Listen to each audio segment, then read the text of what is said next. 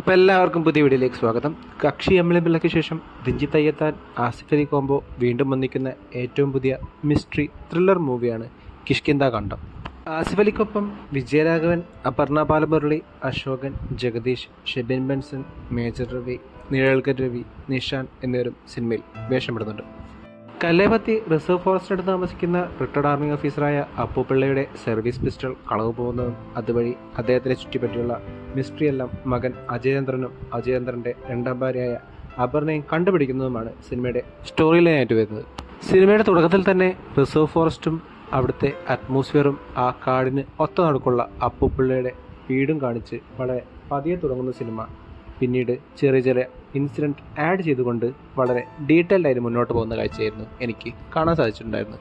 ഓരോ ഇൻസിഡൻസ് കഴിയുന്തോറും മിസ്റ്ററിയുടെ ഇൻറ്റൻസിറ്റി കൂടിക്കൂടി ഇൻ്റർവെല്ലിനോട് എടുക്കുമ്പോൾ ഒരു ഹൈ പോയിന്റിലേക്ക് എത്തിയിട്ടായിരുന്നു സിനിമ നിർത്തിയിട്ടുണ്ടായിരുന്നത്. പിന്നീട് സെക്കൻഡ് ഹാഫിന് ശേഷവും ആ ഹൈ പോയിന്റ് കഥയിലുടനീളം മെയിൻറ്റെയിൻ ചെയ്തു പോയ സിനിമ ലാസ്റ്റ് 20 മിനിറ്റ്സിൽ എന്നിലെ പ്രേക്ഷകനെ അക്ഷരാർത്ഥത്തിൽ ഞെട്ടിച്ചുകൊണ്ട് അവസാനിപ്പിച്ചപ്പോൾ ഈ വർഷത്തെ ഞാൻ കണ്ടതിൽ വെച്ച് ഏറ്റവും മികച്ച തിരക്കഥ തന്നെ സമ്മാനിക്കാൻ തിരക്കഥാകൃത്ത് ബാഹുൽ രമേശിന് വളരെ ഈസിയായി സാധിച്ചു എന്ന് വേണം പറയാൻ. സ്ക്രീൻ പ്ലേയോടൊപ്പം പെർഫോമൻസിനും വലിയ പ്രാധാന്യമുള്ള സിനിമയിൽ കമ്പല്ലിംഗ് ആയ പെർഫോമൻസ് ആസിഫ് അലിയും അപർണ ബാലമുരളിയും കാഴ്ചവെച്ചപ്പോൾ സ്ക്രീൻ പ്ലേ കഴിഞ്ഞാൽ എന്നെ ഏറ്റവും ഇംപ്രസ് ചെയ്യിച്ചത് അപ്പുപിള്ളയെ വേഷമിട്ട വിജയരാഘവൻ്റെ പെർഫോമൻസ് ആയിരുന്നു. ഒരു റിട്ടയർഡ് ആർമി ഓഫീസറുടെ ആറ്റിറ്റ്യൂഡും അതേപോലെ തന്നെ സിറ്റുവേഷൻസിനനുസരിച്ചുള്ള അദ്ദേഹത്തിൻ്റെ ചില സമയത്തുള്ള നോട്ടവും എക്സ്പ്രഷൻസും എനിക്ക് വളരെയധികം ഇഷ്ടപ്പെട്ടു എന്ന് വേണം പറയാൻ.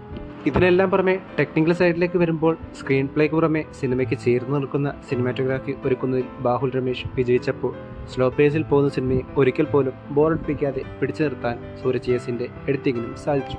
സിനിമയുടെ ഇനീഷ്യൽ സ്റ്റേജിൽ സുഷിൻ ശ്യാം കമ്മിറ്റ് ചെയ്ത സിനിമയുടെ മ്യൂസിക് ഡിപ്പാർട്ട്മെൻറ്റ് തിരക്കുകളാൽ അദ്ദേഹത്തിൽ നിന്ന് മുജീബ് മജീദിന് ലഭിച്ചപ്പോൾ ആ ഒരു കുറവ് ഒരു രീതിയിൽ തോന്നിപ്പിക്കാതെ അദ്ദേഹം കൃത്യമായി മ്യൂസിക്കും BGMഉം സിനിമയിൽ ഇൻകോർപ്പറേറ്റ് ചെയ്തതായി എനിക്ക് അനുഭവപ്പെട്ടു.